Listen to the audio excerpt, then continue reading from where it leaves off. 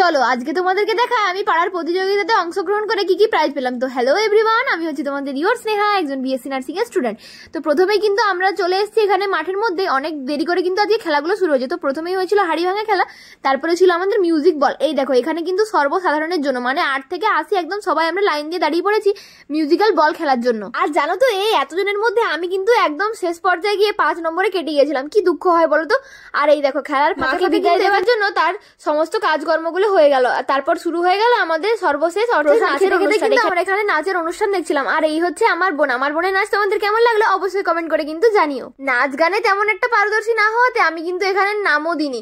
কি দরকার লোক হাসানোর বেকার বেকার। আর এই দেখো এখানে কিন্তু পাড়ার পুচকে বুনোগুলো কিন্তু নাচ করছে। এরা কিন্তু কখনো নাচ শেখেনি, এরা কিন্তু নিজেরা ইউটিউব দেখে দেখে নাচগুলো প্র্যাকটিস করে তারপর কিন্তু ভালো ভালো নাচের গান থাকতে কিন্তু কাকুরা আর থেমে থাকতে পারেনি, তাই কিন্তু ওরা স্টেজের নিচে নেচে দিল।